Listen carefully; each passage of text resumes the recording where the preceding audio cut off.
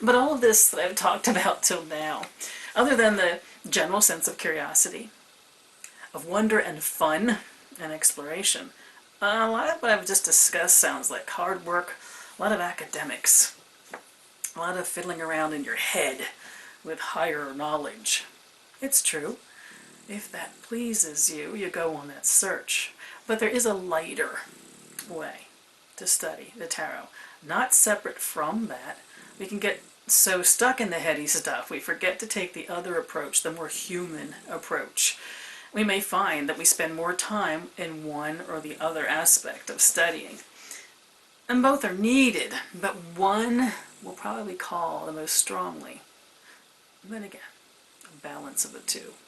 The intellectual search for meaning, the understanding of history and symbolism, the urge to study and collect information and gather various opinions, that's there.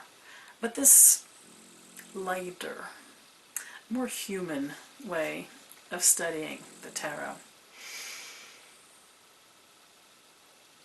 it's about what's happening on the card. You get that new deck. You spread out all those cards. The first thing I suggest is forget about the minors for the time being. Focus on the majors. I'm not saying not to look at the minors and appreciate them, but you're really focusing on the majors first. Take it in pieces in this sense. We'll talk about the majors and the minors in the next video. But if you take up one of the cards from the major, look at the body language of the central character. Relaxed, tense, formal, informal, moving, not moving, looking ahead, looking back. What are the arms and the legs doing? Is the face raised? Is the face looking intently in a certain direction? What are the facial expressions on the character that's the center of that card? Does the card seem to be moving in a certain way? Or as importantly, does the card seem fixed in stone? Look for recurring symbols, things that you recognize from the studies you've been taking on, or as you start looking at each of the cards. Notice, where is the sun in each card, if it's there? Is water anywhere on the card? Now, what are the people wearing? Is it something loose and flowing, or is it something, like armor, or something more confining, or rigid, fancy clothing, or casual clothing? Place yourself in the landscape of the card. If I were the fool and I was standing where he's standing, first thing is, to tell you the truth, I probably wouldn't look down because I'm afraid of heights. But I can imagine the crispness of that air flowing around me. I would imagine what I would smell, what the air might taste like, what it felt like to have that against my skin. I can imagine what I might see looking around. Play. Use your imagination to create a story, an experience, either of the character or of you as the character experiencing the card. Paul Husson, in regard to being the character on the card, referred to the characters, suggests that we refer to the characters on the cards as we would children looking at a storybook character, as a way of learning the cards. When we're children, we look outside of ourselves. We realize that there are other beings, not just us in the world. Our first view of that's all very simplistic. The sense of loved and being cared for. It starts to expand into a wider perception of family or community, an understanding of who we are and who we are in relationship to that. The journey through the tarot explores that. But when we take up a card and we're starting to get to know it, be like a child looking at a picture in a book. You're only going to see it at a certain level for now, and it's the only time that you're going to have a first impression of it.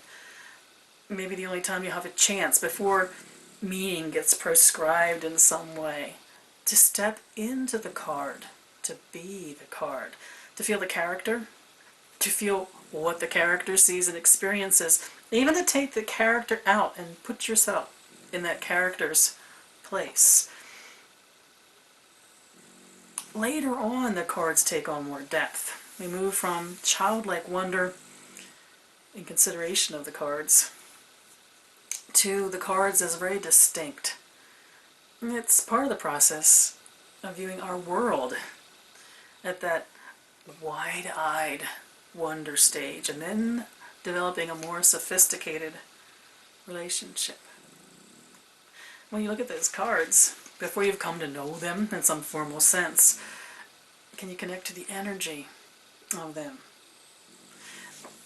Does the person in the card, this is a very common way to get used to the cards, to become familiar with them, so if you pull that card again later, certain images and thoughts pop into your mind. And does the person in the card remind you of a person in real life, someone you know, who at the moment or at some time in their past has acted like the character in the storybook you're looking at? How about you? At some point in your life, were you acting like that character? Were you the fool about to thrust yourself off into the world, wide-eyed, ready to leap? Or were you the Hierophant, sitting at some point in your life, appearing, we'll explore that it is not at all so, but appearing like you're just sitting there and not moving? You might look to identifying the card with a fictional character that reminds you of that character.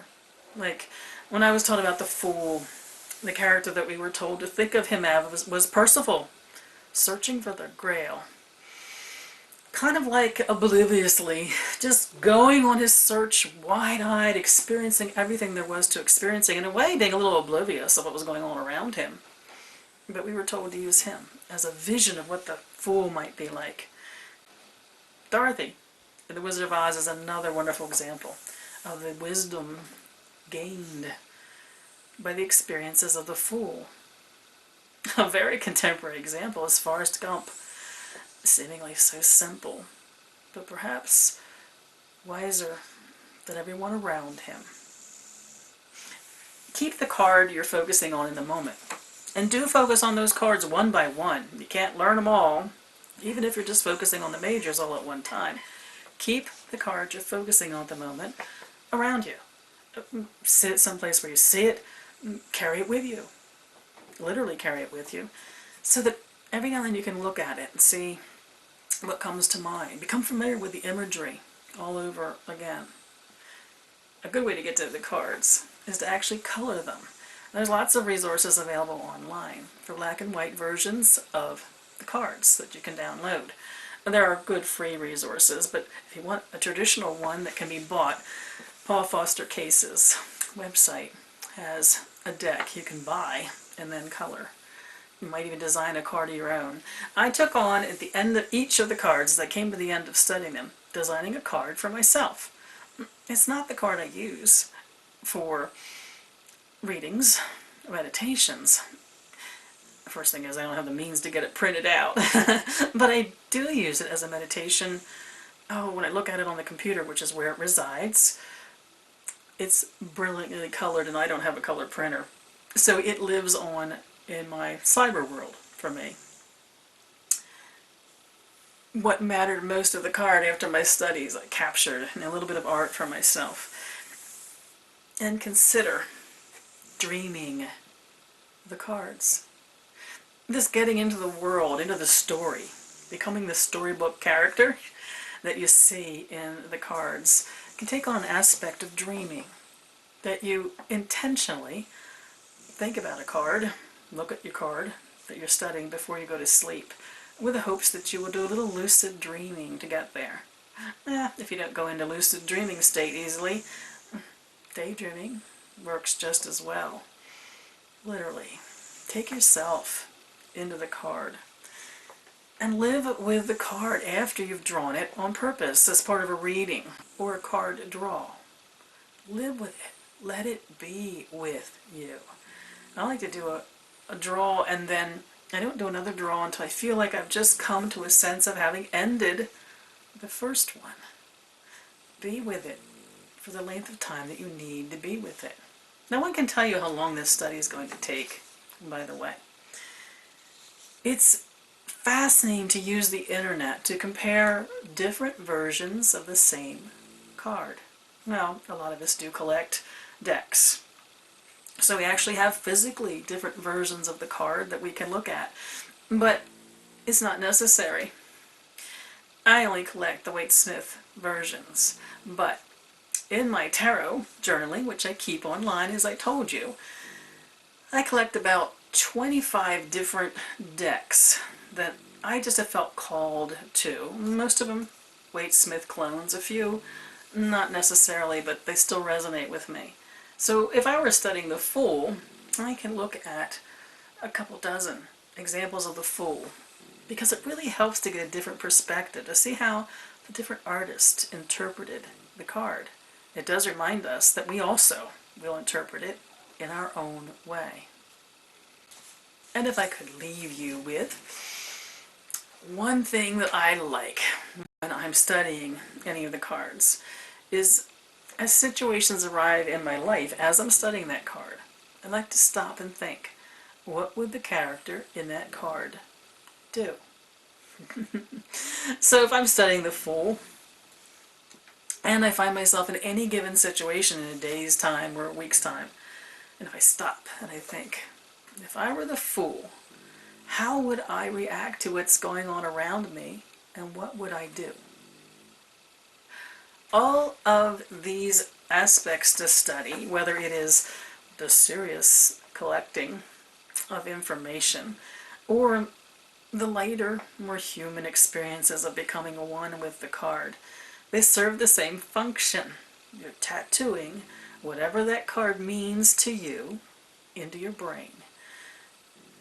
Unconsciously, when you pick up that card in the future, things wash back over you. Oh, I'm not saying we don't cheat. Some of us, as we're beginning, like to keep two sets of cards. One, that as we decide keywords that a character and a card mean to us, we write it around the margin of the card until we've naturally settled with those things in our brain. But the steps we take to study and experience the card, to give way to curiosity and wonder and exploration, they give each card its individual personality. By the time we've come to the end of the study of the major arcana, we no longer confuse the cards. I'm not saying we stop looking at our notes. I love to look at my notes. If I don't get an immediate reaction to a card in a draw, I like to go back to my notes, no one else's. No resource that I used to create the notes, but my notes. To let my own wisdom, what I decided that card meant, speak to me. We're creating a recognition of the card in the studies we take on, whether they are sophisticated or whether we're imagining the Fool as Forrest Gump, that create the power of recognition and recall to be part of the process that we have with the cards. It shouldn't be, the more experienced we get with our cards, a matter of work. That I have a card I'm looking at and danged if I know what it means, or what it means in relation to the cards around it. You do get, strange as it might seem when you're first beginning and you're overwhelmed, you do get that those things, those thoughts, because they're your thoughts, flow to you easily. And then you interpret them according to the situation of the draw or the situation in your life that is part of the card in the moment. I hope this has been helpful, and I hope that you will add to the comments below or join in our discussion on the Facebook group with your thoughts on how one studies and learns the tarot. What secrets would you share with others that keep it fun? Something that's full of wonder and exploration and discovery, instead of some dry bit of tedious studying. And as always, we'll end this video with a link to the Facebook group, where comments are always welcome, as they are below. Mary Part.